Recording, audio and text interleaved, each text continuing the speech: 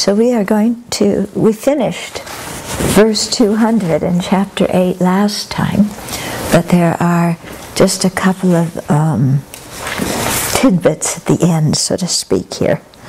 Okay? So verse 200 said, just as the end of the seed is seen, although it has no beginning, when the causes are incomplete, birth too will not occur. So we were saying there that, in the case of an arhat who has eliminated afflictions and ignorance, they don't create any more karma, any new karma to be born in samsara, but they still have the previously created karma.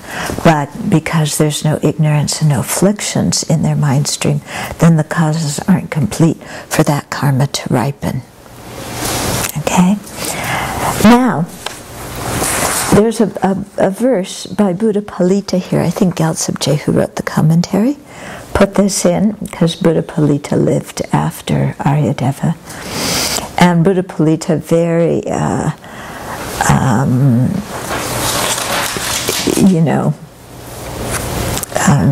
well, you'll see. So Buddha Palita said, through seeing transmigrators as empty, since you wish to remove their suffering, you have toiled for a long time. This is most amazing. So here he's talking about the fully awakened Buddha, the Tathagata, who, though he's seen transmigrators as empty of inherent existence, he hasn't seen them as non-existent. So he's been able to put together emptiness plus the conventional existence of living beings. And then since you wish to remove their suffering, speaking of the Buddha, so the Buddha with great compassion, with bodhicitta, wants to remove the suffering of all these living beings who are empty, who still exist. You have toiled for a long time. So the Buddha practiced for 3 countless great eons to attain full awakening, and then after attaining full awakening, keeps on, with his or her effortless deeds to lead sentient beings to awakening. And then Buddha Palita says, this is most amazing. So what is amazing about it? Okay. One is the ability to see living beings as lacking inherent existence and yet still existing. Because remember we were saying before that what people have a hard time telling the difference. On one side, the difference between regular just existence and inherent existence. Inherent existence meaning existing independently from its own side, under its own power. So people have trouble distinguishing those two. And then also trouble distinguishing total non-existence from the emptiness of inherent existence. Okay? So on one hand, the Buddha is amazing because he's been able to distinguish these things so he doesn't fall to the extreme of absolutism or the extreme of nihilism. Okay? And although seeing sentient beings as empty, because he doesn't see them as totally non-existent, he sees them as conventionally existent and has compassion for them. Because clearly if living beings, if you don't have the correct realization of the ultimate nature, and you think that living beings are totally non-existent, that they're not like an illusion, but they are an illusion, then you say, how can I have compassion for something that doesn't exist at all? Okay, so that's why it's very important to have the middle way view of emptiness, so that you can maintain not only cause and effect, but also maintain compassion. Because if you think sentient beings don't exist, then why make an effort to have compassion for them? Okay? So for me, you know, what he's talking about here is very reminiscent of in Chandrakirti's text, Gomparap supplement to Nagarjuna's treatise on the Middle Way. He pays homage to great compassion at the beginning of the text. And these are the verses that I had the idea that Shane will carve and will put in the the foyer with Kuan Yin. Okay, beautiful verses, you know, paying homage to great compassion. And there, we've talked about this before, there's three kinds of compassion. One is compassion regarding sentient beings, so seeing them as, you know, overwhelmed by dukkha, unsatisfactory conditions. And then the second one, the compassion observing phenomena, meaning observing sentient beings as impermanent. Okay, and or as also they sometimes say is lacking self-sufficient substantial existence. And the third kind of compassion, compassion observing the unapprehendable or the non-objectified. Yeah. So, which means sentient beings which lack inherent existence. So that's being able to see sentient beings and know that on one hand they lack inherent existence, on the other hand they exist, and so you have compassion for them. You know, and then you really see how totally unnecessary their suffering is, because it's all based on this false grasping at what doesn't exist at all. Okay, so when we do the migsema, migmetsewe, you know, to the unobjectified compassion, so that means the compassion that also knows sentient beings lack inherent existence. Okay, so this is what Buddha Palita is pointing out when he says, through seeing transmigrators as empty, since you wish to remove their suffering, yeah, you have toiled for a long time. And so the Buddha, out of compassion for us, completed the whole path. In other words, didn't just become an arhat and liberated himself, but attained full awakening, where he has the wisdom, compassion, skillful means, and all the ability to best benefit sentient beings. Okay, so that's what he's pointing out, and what he's saying, this is the most amazing. Okay, so because that's most amazing, then the deeds of the bodhisattvas, who are the living beings aspiring to become Buddhas, then they're pretty amazing also. Okay, and so these are the beings we should emulate. Yeah, because we all need role models. Ever since we were little kids, you know, we had role models of some sort or another. Sometimes our role models really helped us. Sometimes our role models took us down the wrong path. Okay, so here we have the opportunity for our role models to be the great bodhisattvas, you know, who have, you know, the Arya bodhisattvas who have realized emptiness and still have compassion, and who work so hard to benefit sentient beings. So if those are our role models, then we're not going to go down the wrong alleyway, the wrong street. We're going to be going in the right direction. Okay. Maybe as, you know, as we go into the Dharma, we change our role models, don't we? You know, our previous role models may have been football stars or movie stars or, you know, who knows what. We wanted to be like those people. And now we're trying to be like the bodhisattvas. Okay. So, and then there's a closing verse here, which I guess Gyaltsab wrote, but I'm not sure. Or maybe Aryadeva wrote it, I'm not sure.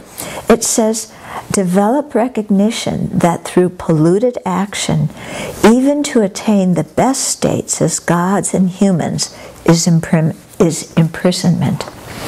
Through familiarity with meditation on dependent arising free from extremes, make yourself a suitable vessel for the Mahayana. So this is his conclusion after 8 verses. 8 chapters and 200 verses. The final conclusion where we should be before we start the next 8 chapters, which are going to be talking about the ultimate nature. Okay, so develop the recognition that through polluted action, in other words, karma that is produced under a mind influenced by ignorance, okay, or the latencies of ignorance, even to attain the best states as gods and humans. So, you're born in samsara, but at a high level, you have happiness that is greater than being born in Beverly Hills, or wherever it is. I don't know what city you come from, where, you have this idea that everybody's happy and lives happily ever after, but wherever that is, okay? So, where you get everything you want. Okay, so being born into a state where our slogan, I want what I want when I want it, is fulfilled, at least for a short time. Okay, so to see that even being born in that kind of state is imprisonment, because our mind is not free. Our mind is still under the control of ignorance. And as long as ignorance is running the show, then we're going to have craving and, grasping and attachment and anger and jealousy and arrogance and all that kind of stuff. Okay, so to see all of that as imprisonment and not seek anything in samsara at all. Okay, so to have total, this is the meaning of renunciation. Renunciation doesn't mean you go live in a cave and eat nettles.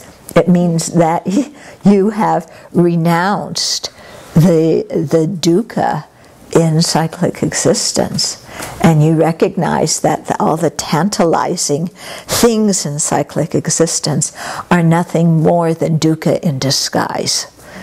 And so you have absolutely no interest, your mind totally bored with all the pleasures of cyclic existence, no matter how many chocolate cream pies they put out, no matter how much sex, no matter how many movies, no matter whatever it is that you're seeing, you're just not interested because it doesn't go anywhere. Okay? So it is an imprisonment. And through familiarity with meditation on dependent arising, free from extremes. So, dependent arising as the antidote to grasping, the wisdom of dependent arising is the antidote to grasping at true existence. Okay, so free from the 2 extremes of absolutism and nihilism. Yeah, then dependent arising on one hand, because even the words dependent arising show the middle way. Things are dependent, therefore they're empty of independent existence. Things arise, therefore they exist. So dependent arising, can act as an antidote to falling into the extreme of thinking things don't exist or negating too much, and it can also act as an antidote for holding on to true existence and not negating enough. Okay, it's really rather brilliant, when you get into studying dependent arising, and how that is able to do that it's brilliant. Because all the other reasonings we use to refute inherent existence, they're reasonings to refute, like when we do the 5-point analysis from Nagarjuna, the 7-point of Chandrakirti, or when all that's abbreviated into the 4-point, there is still, we're negating inherent existence, but we aren't establishing conventional existence. Similarly, when we do the reasoning that things are not produced by self, other, both, or causelessly, we're negating truly existent production, but we're not establishing conventional production, whereas dependent arising does both. It negates inherent existence and establishes conventional existence. And so that's the middle way view that we really want, where we can see things are empty, and yet they still exist and they function. So it's important to follow the laws of karma, and it's important we can have compassion for living beings because they exist, and they need help. Okay, so he says, through all of that, then make yourself a suitable vessel for the Mahayana. Yeah. So that means something to me. Make yourself a suitable vessel. In other words, to hear these teachings that I admire so much, I have to do some work to become a receptive vessel. Yeah. And I know at the beginning of the Dharma that's hard to understand at the beginning of our practice, because we go in and we hear all these things, and it's like, I don't understand this. What are these words these people are using? This is a vocabulary I don't know. What are they talking about? Inherent existence, non-inherent existence. I don't understand the concepts. They're talking about forgiveness. Forgive my enemy. This is nuts. I can't do that. Totally ridiculous. Cherish other living beings more than myself. Impossible. Anyway, I don't want to. So we come into the Dharma like that, and then we say, these teachings just don't make sense. Oh, and plus they have so many words in Sanskrit and Tibetan and Pali and this very strange vocabulary. Why can't they say things in plain old English so I can understand? They should rewrite all these volumes, so that I can get it. And yeah, right?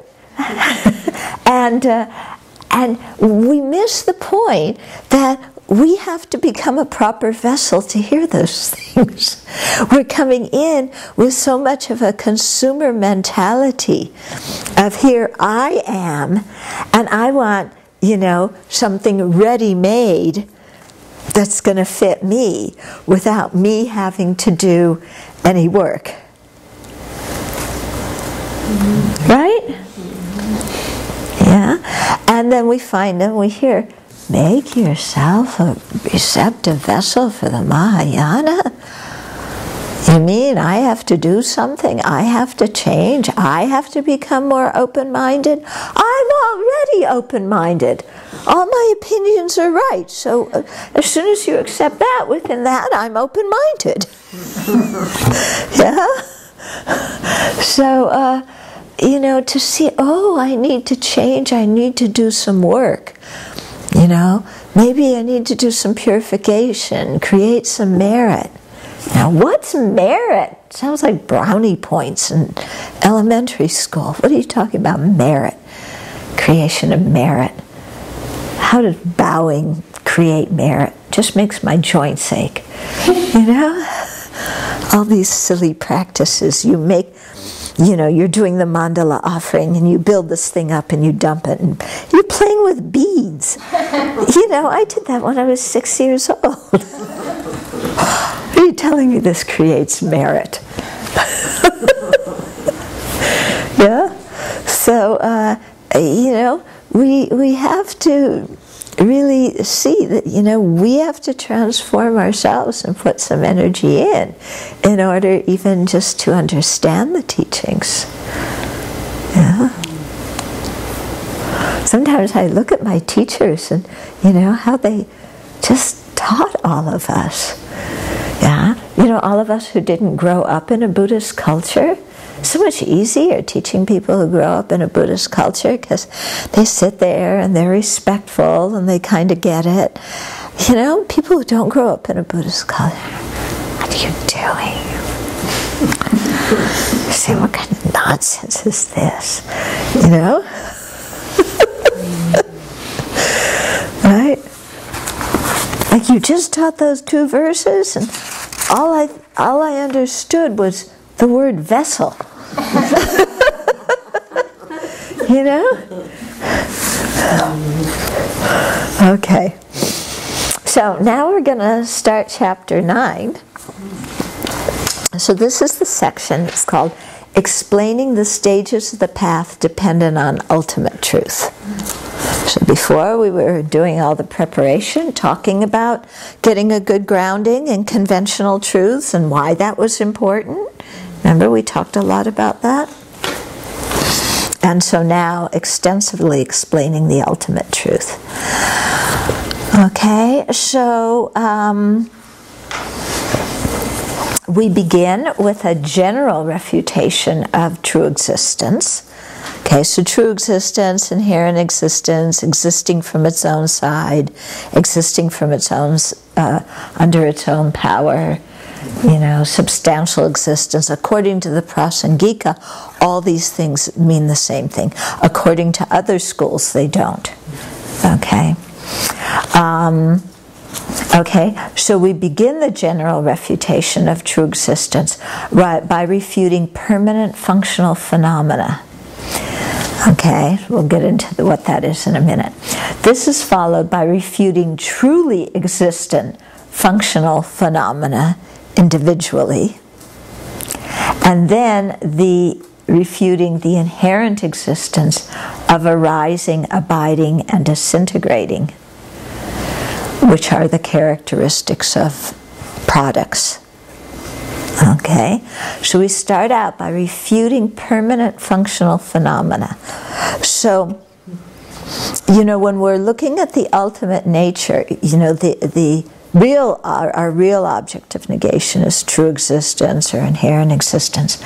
But sometimes, just to get to think about that, we have to negate so many other wrong views that we have cluttering our mind. Okay, remember in chapter 8? We were talking about when you study the 12 links, then that helps you overcome the idea that things happen causelessly, that there's a creator, an absolute creator, that things can arise from discordant causes, in other words, causes that don't have the ability to produce that result. So we're refuting all these other wrong concepts first, just to kind of dig our way into, you know, the chief big one, because our minds are just littered. Did you mean to say permanent functional phenomena? Yes, that's what I meant to say. Permanent functional phenomena. So can you see why we're going to refute them? Oh yeah, okay. Okay. Because remember, when we talk about things that exist, the existent divide into 2. One is permanent and one is impermanent. Impermanent is synonymous with functional phenomena. You know, this is for the upper schools, you know? Yeah. So, and it's also synonymous with thing. A thing is a functional phenomena. Permanent and impermanent are a dichotomy, you know, and they're mutually contradictory. So then you hear the term permanent functional phenomena, and you go, what? You know, how can that be? But if you remember when Jeffrey was talking about the Vaibhasikas, they talk about permanent functional phenomena, and they're a Buddhist school. So there's lots of different ways in which people see permanent functional phenomena. Between the non-Buddhists and the Buddhists, they all have different ways of seeing that term. So in the case of the Vaibhasikas, which is a Buddhist school, they look at the word functional a little bit different than the higher schools. Because remember, for the higher schools, functional means that it can produce a result. It arose from a cause and it can produce a result. But for the Vaibhasika, functional means that it just it gives the space for something to happen. So that's why they say that space is a functional phenomena, because it allows for things to exist in it. Okay? Even though space is permanent. So for the Vaibhasikas, that's how they look at it. Okay? But then you have some non-Buddhist schools who look at permanent as meaning that it doesn't produce a result. You know, it isn't. You know, like they have the Vedas. You know, the Brahmins said sound was permanent. The sound of the Vedas was permanent. Yeah. So for those people, permanent, you know, maybe it means eternal. Yeah. And so for them, the idea of permanence and eternal are confused, you know. Something's eternal, therefore it doesn't change. It never goes out of existence. Yeah. So, but, Eternal means it doesn't go out of existence. It lasts forever. Eternal. Yeah. Okay. So for some people, you know, they look at it that way.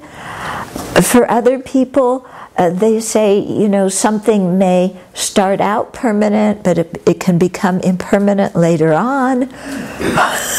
Yeah. I mean, there's all sorts of different ideas and views and everything. So we're going to be looking at some of these. Sometimes it's not always so easy to understand these verses or understand what the other's viewpoint is, because we haven't studied these other non-Buddhist schools. Okay, but I think be taught from a Prasangika view. Yeah. Oh, really? Yeah, we're going to be teaching things from a Prasangika view, but we're going to be looking at some of the assertions and beliefs of the other schools. And the reason why we look at the beliefs of other schools isn't just to debate and to have fun and so on, but because very often we have those same views inside of ourselves. Yeah. Yeah, we can say all we want. Oh, the person isn't truly existent, but then we have this idea that there's a permanent soul that doesn't change. That's who we really are. Yeah, we were brought up with this, weren't we? There's a permanent soul, and that's who we are. There's some nature of me that never changes, and yet somehow it was created. Yeah, by a God who is also permanent but can create. Yeah? So, you know, once you start studying these things, you look at those views and say, how is it possible to believe that? It doesn't make any sense. But before you study, oh yeah, it makes perfect sense to you. Yeah, there's a creator who can create without changing, because he's permanent. No problem. The key word that's used is mystery. Mystery, yes, it's definitely a mystery. It's definitely a mystery. Yeah, because just the word creation or arising means something changed from what it was to become or arise as something different. Okay? So just the word creation implies change. But then for some people, no. There can be creation you know, with no change. And what is created is unchangeable. So something can be an effect and also be permanent. God creates a permanent soul. That is when you believe in impermanence and how you say it? When we believe in impermanence, but things are still in and existent. Yeah, then some people have that. Oh yeah, things are impermanent, but they truly exist. Yeah. I mean, yeah, we're just full of wrong views. No shortage of wrong views in this world. Yeah, no shortage. Okay? So, the previous chapters help to cleanse and prepare the mind for the nectar of suchness, or emptiness. And now we'll investigate how products that arise and disintegrate don't have the slightest true existence. Because whenever we use the word product, it means something that arose due to a cause and will change in the future and become something else. Okay? The word product emphasizes the fact that it arose from a cause. Okay? But if something is a cause, it is also an effect. It's a cause of one thing and an effect of another thing. Okay? So if it's a cause, it's also an effect, although they're causes and effects of different things. Okay? So verse 201 is refuting permanent functional phenomena in general. Okay? So Aryadeva says all are produced for their effect, thus none are permanent. There are no Tathagatas other than subduers who cognize things as they are. Okay, so here's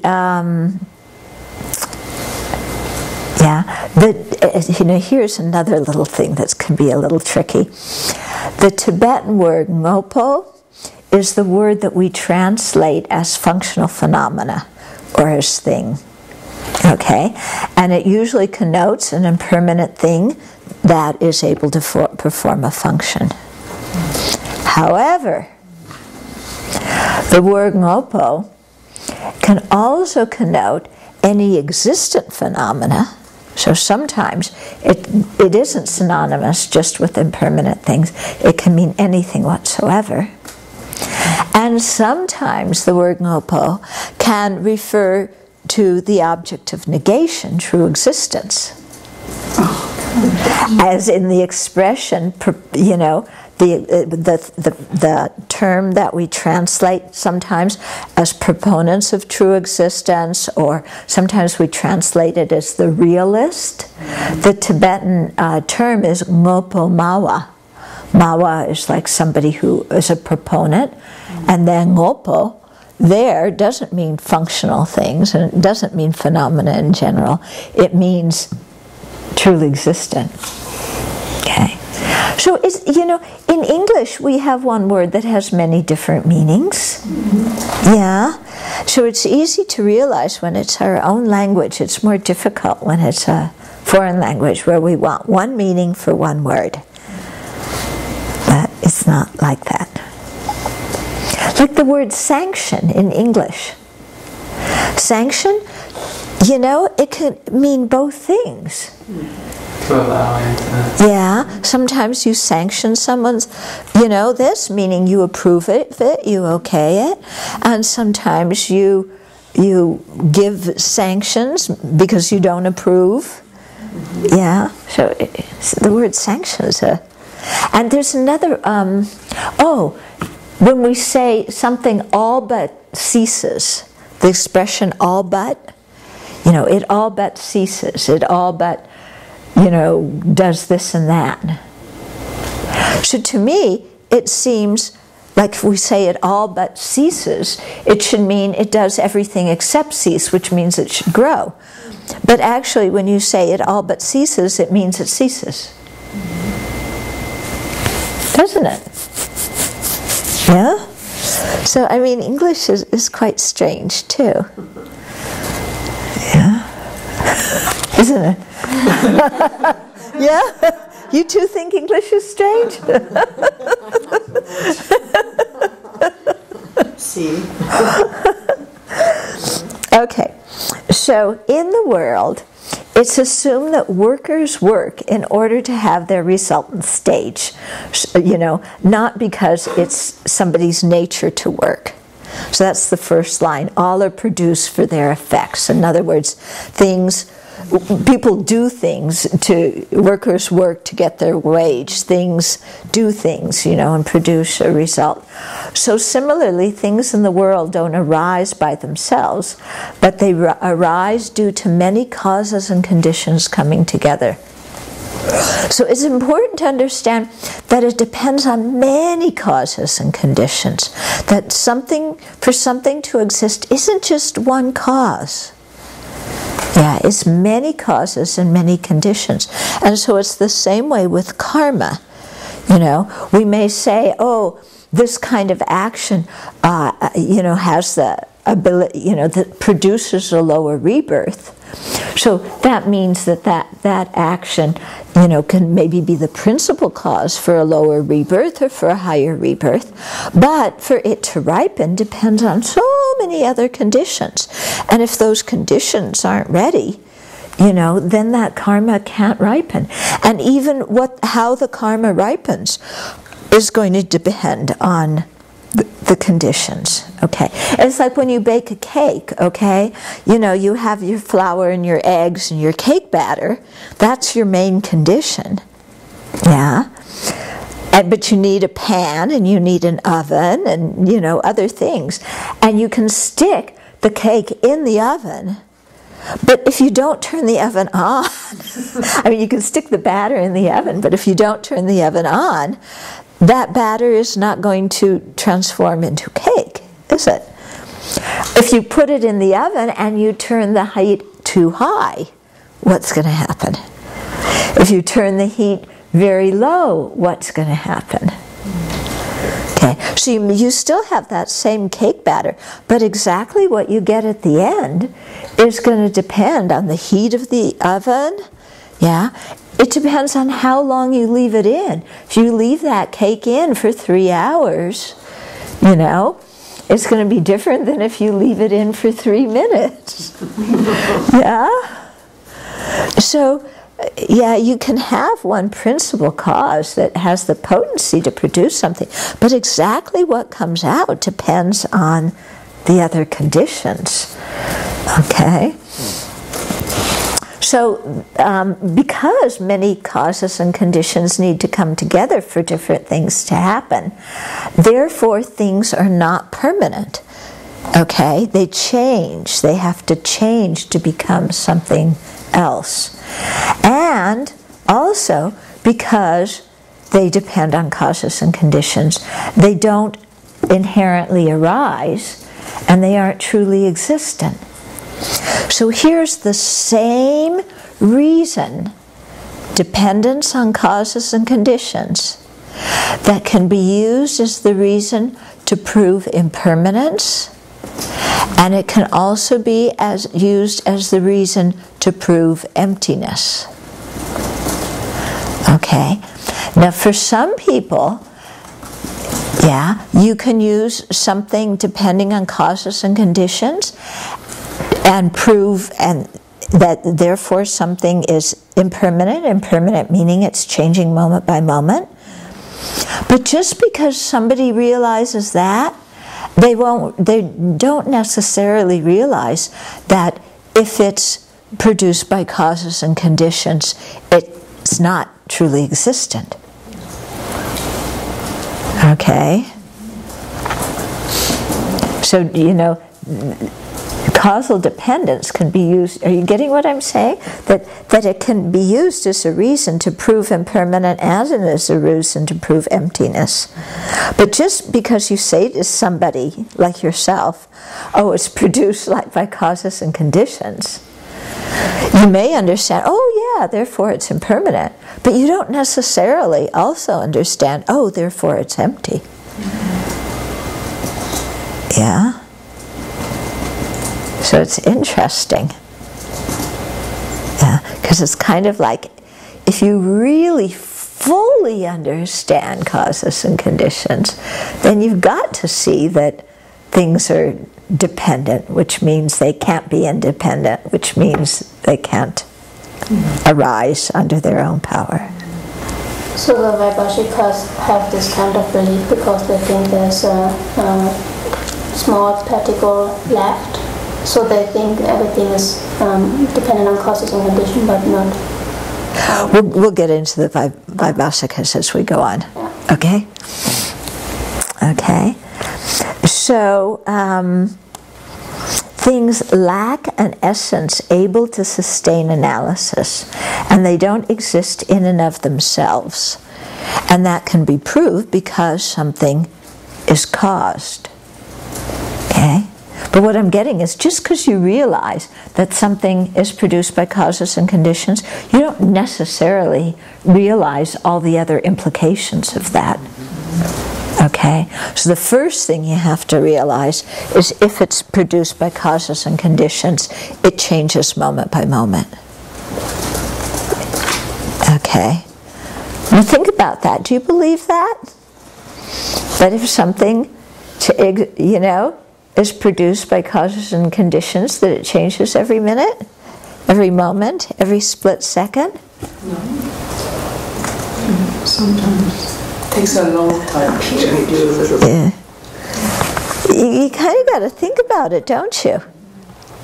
Yeah? Because we look at it, this is the same cup as last week. It was produced by causes and conditions, but it's the same cup, hasn't it? It hasn't changed. I always think about when I used to look in a microscope and see, small amoebas or whatever, and how they change. Yeah. So in that way. Okay. Yeah, so you're saying, because of your scientific background, if you look in a microscope, you see the amoebas changing. So, oh yeah, there's change. But this looks like the same as last week, doesn't it? When you wake up in the morning, don't you think, I'm the same person as yesterday? I haven't changed since yesterday. Do you know what I use to know that I changed? The dust on it. The dust?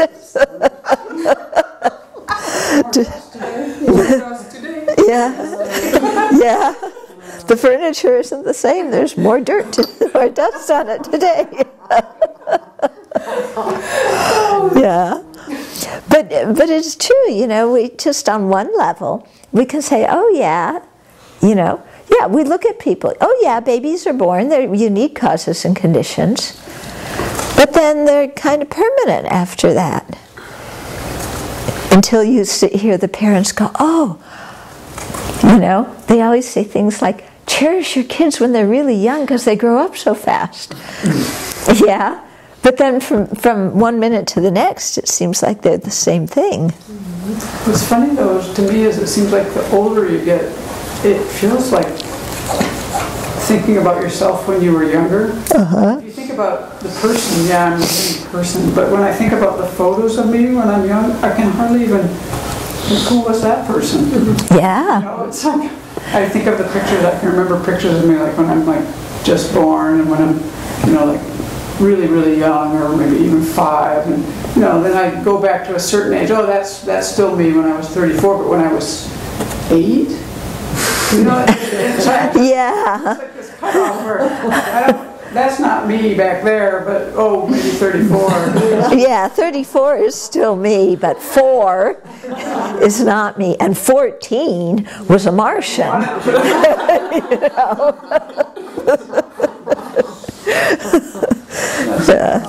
It's quite strange, isn't it? Because when I was younger, I don't think I had that kind of separation. Yeah. Yeah.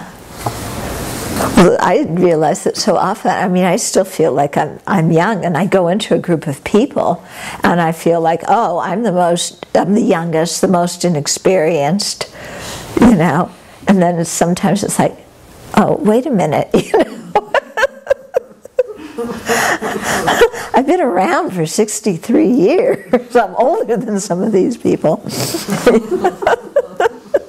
Yeah. Okay. So, Deborah, could you just repeat that one sentence that said, things lack an essence to sustain analysis? Where was that sentence?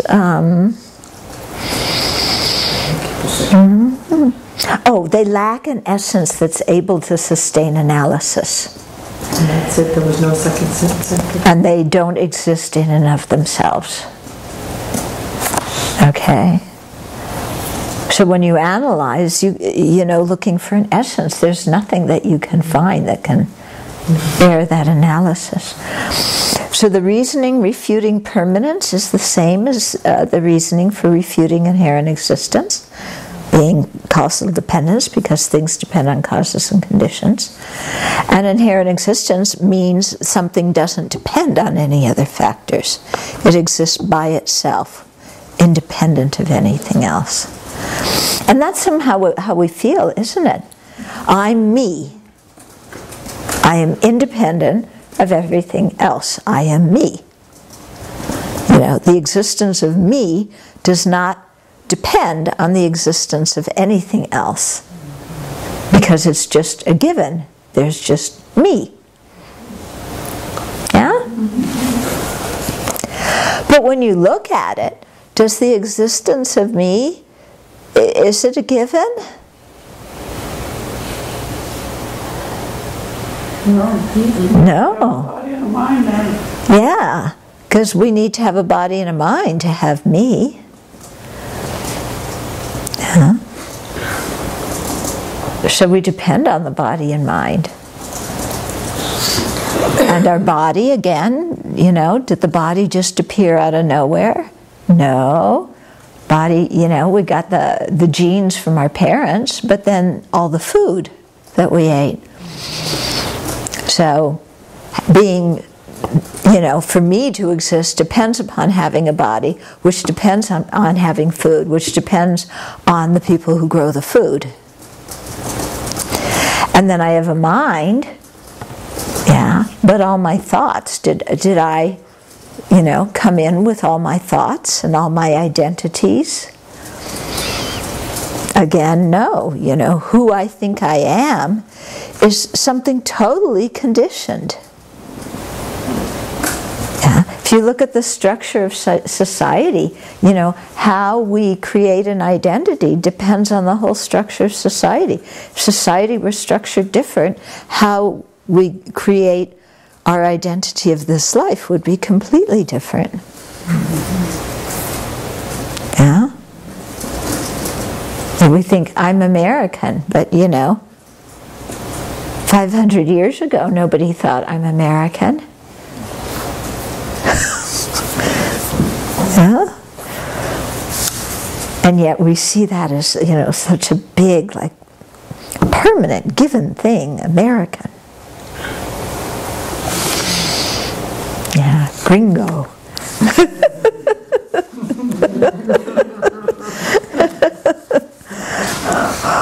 Soy una gringa.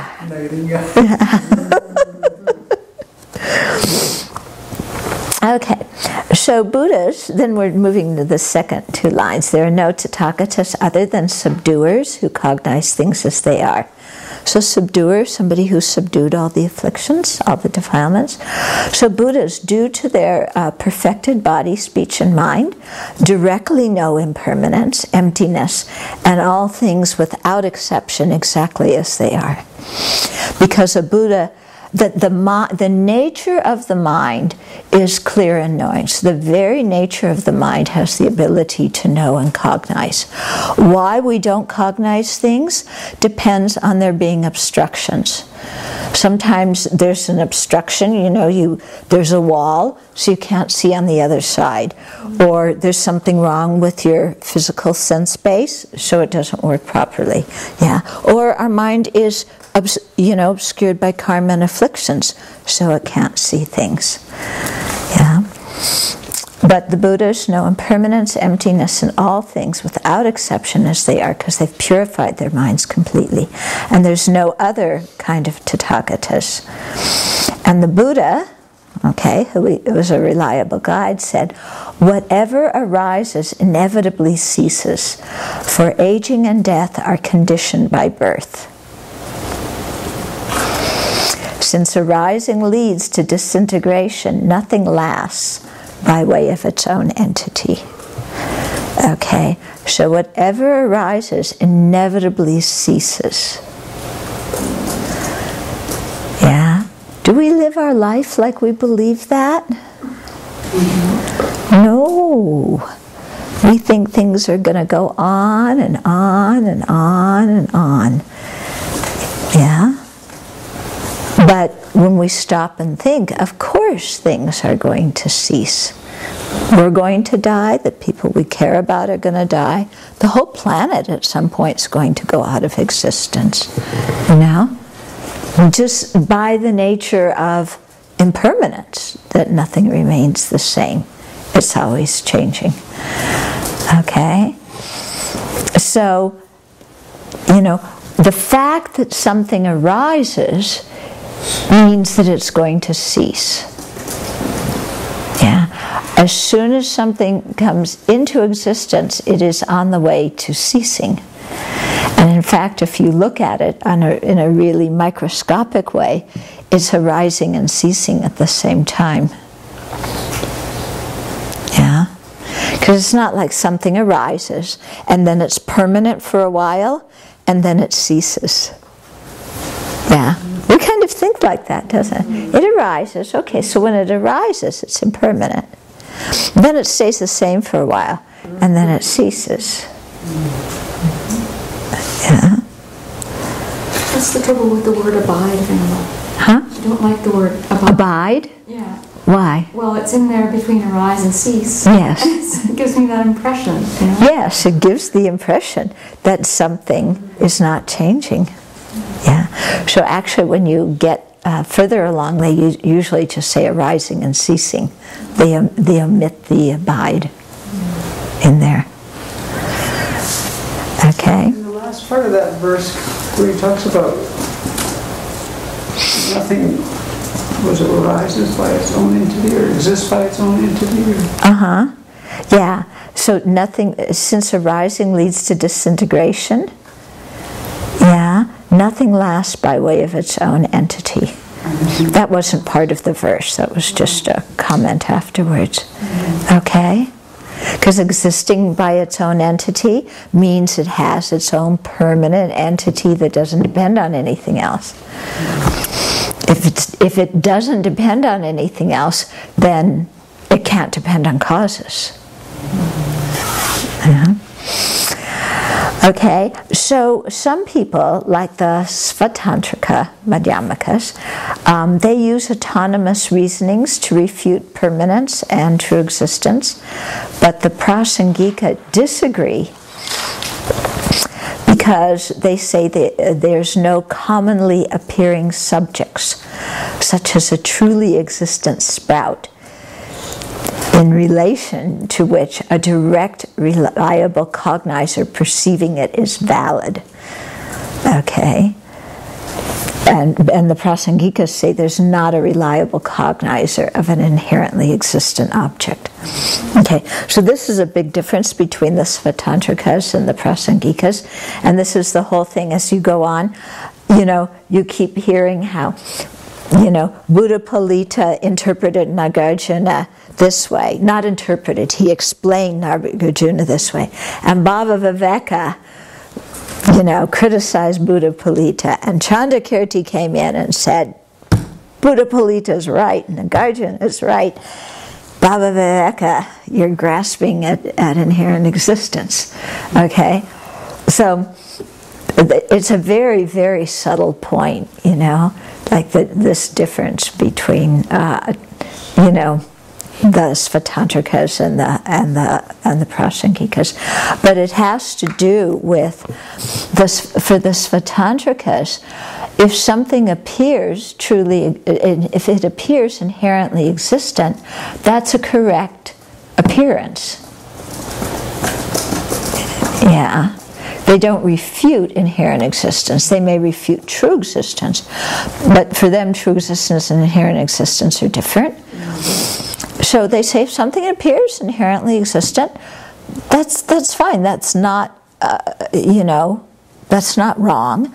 So the mind that holds something as inherently existent is a valid cognizer. And based on that, then you can establish all your reasonings. You're subject to the reasoning and the thesis and the reason and all that stuff. And the Prasangikas say, no, you can't. We don't agree that, just because things appear inherently existent, that they are, and that, that there's a reliable cognizer that knows inherent existence. That's baloney. We refute that. So, we can't accept your autonomous syllogisms that think that everybody is starting out in the same way looking at something. Okay? So they give all this preface here. Okay? Anyway, the Svatantrika Madhyamikas and below say that there's a reliable cognizer of, for example, a sprout that is unmistaken with respect to its nature, meaning that the sprout exists exactly as it appears to that cognizer. Okay? So this is the whole thing. We believe that things exist exactly as they appear to our senses, don't we? How something appears to our senses, how things appear to our mental consciousness, yes, that's how they exist. Yeah. We believe that. But if we start to question it, we see that that's really a wrong belief. Things don't exist as they appear to our senses. We were just talking, things appear to our senses permanent. Yeah? They aren't. Or things may appear to our mental consciousness, this is really attractive, or this is really horrible. But if things really existed that way from their own side, everybody would agree that something is attractive, but not everybody agrees. Okay. So since the sprout appears inherently existent, and since that cognizer is unmistaken, this is according to the Svatantrikas, the sprout must inherently exist. In that case, a conventional reliable cognizer of a sprout would be a reliable cognizer of its actual mode of being. Okay. For the lower systems, if a cognizer is reliable with respect to its object, it should be unmistaken. Okay? But if how I perceive this was, where's my paper clip? Yeah, my yellow plastic coated paper clip. Yeah, much better than the metal ones, isn't it? And pretty yellow. Yeah, I want to keep this paper clip for myself because it's going to give me much more happiness than a metal paper clip, because metal paper clips are ugly. Yeah. So when ever I give you something, you'll notice it always has a metal paper clip on it. Because I keep these in my drawer. I don't want to give them away, so I never use them. Because if I use them, then they'll get given to other people. So they sit in my drawer, so I can always feel I have these beautiful paper clips that are much better. So I use the paper clips I don't like, so I don't have to give the paper clips I do like. And so I don't use the paper clips I do like. Because then I'll have to give them away. Are they yours? You bet. Oh, well, the Abbey gave them to me.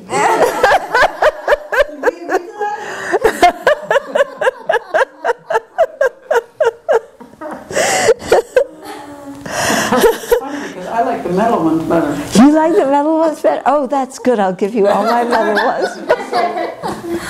Proving the point. Yeah, yeah. You don't think this is so pretty? It's a nice color, yellow, don't you think? As well. I like the blue ones.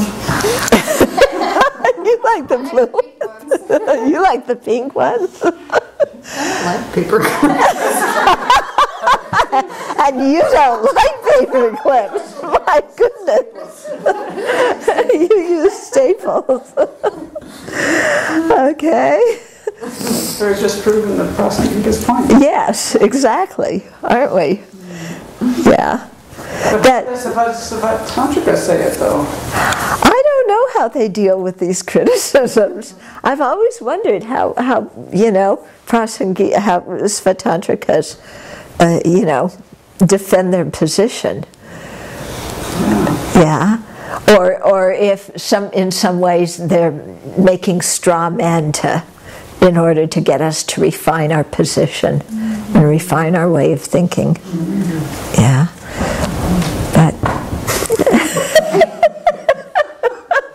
I don't think she likes paper clips either. oh, she likes paper clips. But chasing your tail is more fun. You want a paper clip, sweetie? So, the last sentence about the conventional, reliable cognizer, can you run that? Okay, so here we had. Okay, so the Svatantrikas and below say there's a reliable cognizer of a sprout. Let's take a cup. Okay, reliable cognizer of a cup that is unmistaken with respect to its nature, meaning that the cup exists exactly as it appears to that cognizer. Okay?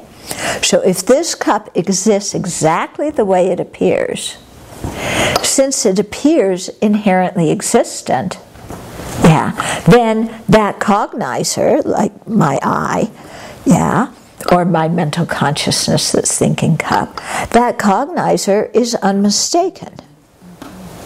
And that cognizer also cognizes its mode of being. Correctly.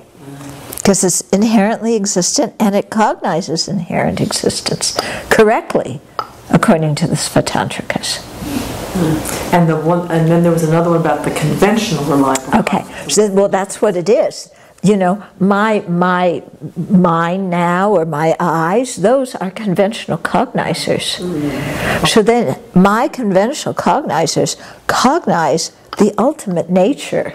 But they don't think it's the ultimate nature, do they? No. So they think that's the conventional nature. Okay, for them, when they negate true existence, is existing without appearing to a non-defective awareness. Existing without being labeled upon appearing to a non-defective awareness. Okay?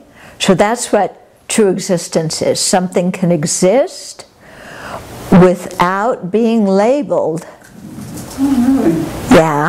by the force of appearing to a non-defective awareness. So for the Svatantrikas, for something to exist, it has to appear to a non-defective awareness, and it has to be labeled. For Prasangikas, you just require the labeling process. So for the Svatantrikas, there's two things. It's something appearing from its own side to a non-defective awareness, and being labeled. So if you don't have those two components, then it's truly existent. If it's only appearing to a non-defective awareness, then you don't have to label it, then they would say that would be the definition of true existence for them. How can you not label something? Because it has its own nature from its own side. How funny. So it's there. So it's already radiating clock. You don't need to. Yeah. Well, for the Satantrikas, there's two things. On one hand, it has its own nature. On the other hand, you do need to give it the name. Yeah. So for them, but we can see, you know, how sometimes that view makes sense to us, because when we start negating things, yeah, it's like, oh yeah, negate. But there's got to be something there, otherwise this could be a pumpkin. If there's not something in here that's eyeglasses, then you could... Anything could be anything. It could be anything. Yeah. Okay. So we have to stop. We'll come back to this. If we wanted to try to understand their view, I think it's the best book for us to try to... Look at Guy's book, Introduction to Emptiness, and then look at his book, On Appearance and Reality. Yeah.